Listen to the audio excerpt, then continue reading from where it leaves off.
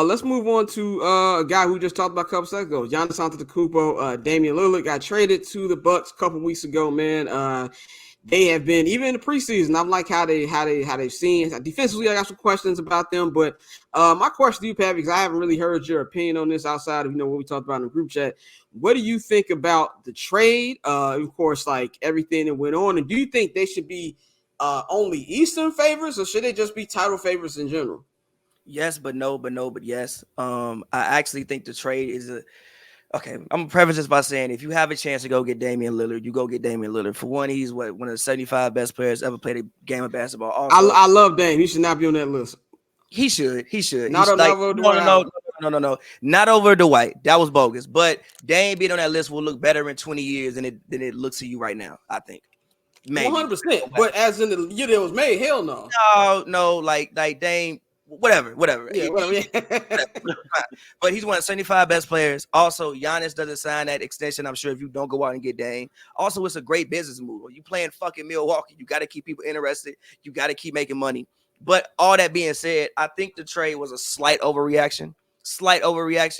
And I wonder if you quote unquote solved one issue, because I didn't necessarily think that the offense was that bad in the first place. And also, the last time they were healthy, they won a championship, which was 2021. Now, granted, you could say Chris Middleton has taken a step back since then. That's fair. He had his knee issue that I don't necessarily think he's actually recovered from. But for some reason, they had a working formula. Like, I remember that year, you would see Giannis off ball a lot. They would get a ball to Middleton. They would get a ball to Drew and let Giannis roll to the rim. For some fucking reason, last year, they just went back to letting Giannis try to drive through 16 people and do full-back dives. I have no idea why they did that. And also, I wonder if you quote unquote solved one issue offensively and created a whole nother issue defensively. If you look at even last year, right, the Jimmy Butler thing, they don't really have anybody who can guard wings on the team. Now, granted, maybe you say, okay, you get Dame. Now, if Jimmy is going crazy, you throw Dame out there and you think, all right, if Jimmy gonna score 50, Dame, you gonna score 50, and Giannis, you try to guard Jimmy. But even still, that's a lot off matchup because Giannis is the power forward center and Jimmy is a wing. You still have nobody out there who can guard wings. And when I look at a team like the Celtics, I remember that playoff series, Pelicans Blazers a couple years back. Oh, yes. Dame was arrested. Dame was in jail. Dame Carr is still in Drew Holiday's name. Dame went up there post game and said, I have never been defended this way. And I didn't even want to argue with him because he probably hadn't. The man who did that is playing for the other team in the East now. So granted, yes, again, I love the move. And I mean, obviously, like, even fast breaks. Giannis going down, fast break. You got to collapse. You kick it out to Dame. At first, you was kicking it out to Grayson Allen and Drew Holiday. Dame shooting that ball is a lot better than Grayson Allen, Drew Holiday, Pat Connaughton, Jay Crowder, whoever the hell else. But like I said, last time this team was healthy, they won a championship. And I wonder if you, quote unquote, again, solved one issue, but created a whole nother one. Also, we got to see about the coach. Like, I want to give him a chance, but I don't know what he does. And I think a lot of the things actually at some points in times in past were like Bud's fault. I thought Bud was a great defensive mind, but offensively, again, sometimes it's like, brother, what are you doing? You just letting Giannis dribble into 16 people, bro. We looking at you. And you know this doesn't work. So, again, like I said, I like it, but I do have my questions. And to answer the favorites conversation, no, I actually think Boston should be the favorites in the East, in my personal opinion. So. This is what I'm gonna say about it. One, I got a rebuttal to it was too much. There's never too much when you're trading for a superstar. Yes, you're not gonna 100% fix all the problems. I'm also gonna use this in what we used a couple weeks ago. I think when Bang was on here and we were talking about sometimes you gotta do what you gotta do to keep your person. You know what I'm saying? The Bucks ain't Giannis was doing liking niggas pictures on Instagram shit. He's liking bitches pictures on Instagram. That's what the nigga was doing. So yeah, maybe they overpaid. What Kobe had to pay $4 million for that ring 10 years ago to make sure Vanessa ain't leave. Like, sometimes you got to overpay. Sometimes you got to pay the $5 to make sure she don't leave. So I'm not mad at what the Bucks did with that. I don't think they should be title favorites because I still feel like it's the Denver Nuggets, and we'll get into when we talk about the game. Like, they niggas lost nobody but Bruce Brown. So I still think the Nuggets be the favorite. But in the East, they should 100% be the title favorites. I don't want to hear shit about the goddamn Boston Celtics until Jason Tatum realizes that maybe I stop playing like an asshole when all the marbles online. There's no damn way that series should have went to 7 last year. They shouldn't have been down 3-0. I love Jimmy Butler. I love what the Heat do.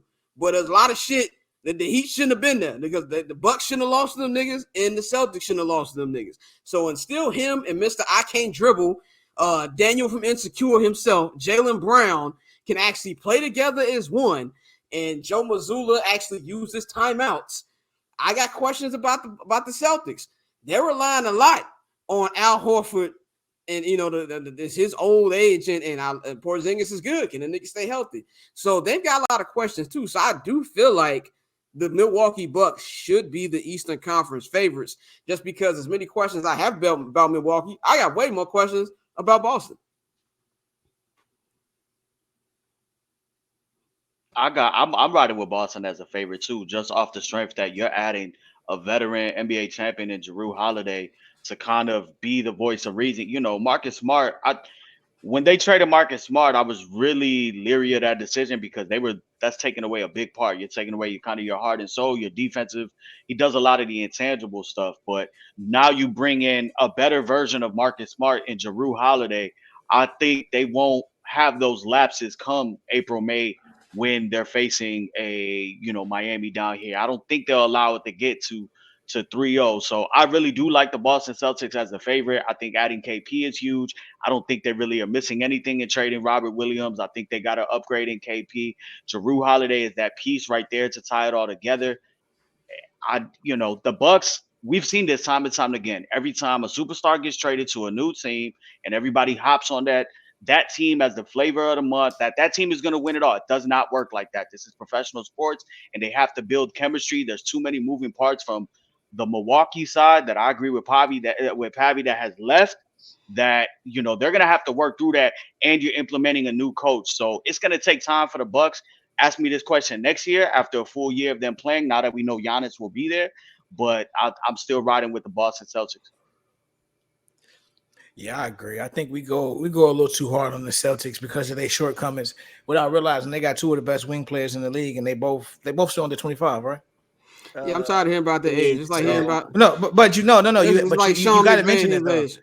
But not even that. That's different. You got before he won, all you heard was he's 24. He's a quarterback genius. But I mean, that's real. And like in hindsight, when you look back at anybody who's won anything before they win it, what do we always say? When they gonna do it? When is it gonna happen? So with a team like Boston, when you have two of the top talent wings in the league, and you add a Jrue Holiday, I think adding KP, that team has already been so close and has been in the Eastern Conference Finals and been to the finals that they're one piece away. Essentially, they're taking that next step. And so I think as much as I like Milwaukee, and I think a lot of this conversation depends on what we get from Chris Middleton. Which version of Chris Middleton they get on a nightly basis, that's going to determine the success of Milwaukee, obviously, although Dame and Giannis will drive that team. But even still, I would have to go with Boston as the favorite. I think coming out the East, they should definitely be the title favorites over anybody. If I could just add one more thing to the Boston thing.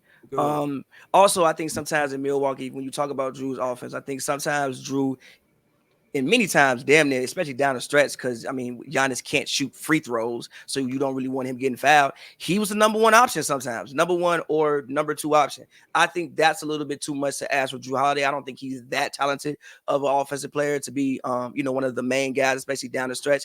He's in a situation in Boston. There will never be a point in time in which he's anything more unless somebody is not playing more than the fourth option on offense. Never. Mm-hmm. And with Kristaps Porzingis, I think because he was touted as being Dirk Nowitzki, and he, didn't become Dirk. And then he went to Dallas, and Luka just decided, I'm never going to pass you the basketball, even though he still averaged 20 points in Dallas.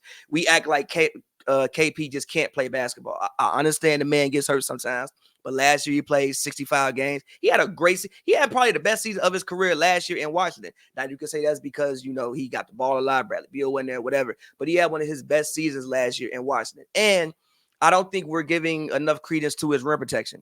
There was a quote Anthony Edwards said where he even looks at KP as one of the best rim protectors in the league, and that's Anthony Edwards. The man is still 7'3". He's never played on a team with this many defenders. Like, brother, and your back, like, you realistically on this team could have 4 all defensive players.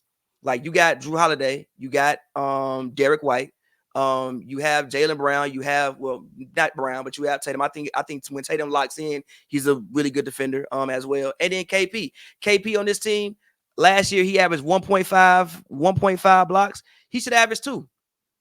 I mean, granted, Horford is older, but now Horford just has to kind of shade him that way, shade him to him, and KP can come in and play cleanup. And also, I like the Celtics bench. I know we're not talking about it, but I don't think it's that bad. Like, I'm not looking at the list of names that they have right now, but Peyton Pritchard is a guy that, granted, do I know if it'll happen? I don't know, but he just got paid, so he's there. I've seen some things that he's done in preseason. He might be a guy who might be in the 6th man of the year conversation, not saying he'll win it, conversation this season. So again, I just like what I think this is the most complete roster, and yes, they have quote unquote some weaknesses, but I think this is the most complete roster. And also for Boston, I just think it's time. Bro, you've been doing this for 7 years now, about 7-8 years now that they've been consistently good. I think it's time to actually get there. I mean, they've already been there. I think it's time to actually get there and, try to actually for real win it. So that's why I'm picking Boston. I'm gonna say this one last thing, and we'll go on to the next thing. All y'all bring good points. I'm not disagreeing with nothing y'all saying. It's just at the end of the game, when the fate of the world is on the line, I trust Damian Lillard more than I trust the nigga who's gonna come in here with Kevin Garnett on his shirt and not play defense at the end of games. Say that Kobe talked to him in a dream, which would be a lie. Kobe not talking to no Celtic in a dream. Let's just be 100% real about it. It's not gonna happen until that nigga actually shows up. And I do not hate Jason Tatum. I do. Until that nigga we know you do. I do not hate Jason Tatum. Until this nigga actually does it, I don't want to hear about it. I've seen Damian Lillard step up when the fate of the universe is on the line. Yes, Drew Holiday get arrested by Drew Holiday too. Yeah, that's fine. But guess what? If that happens, you got Giannis. So that's why I feel like at the end of the games, they're gonna have the edge. I think if we're just talking about who has a better roster, I think the Celtics have a better roster by far. But at the end of games, what did Drake say for the dogs? I'm going with the dogs. And the dog in this situation is Damian Lillard.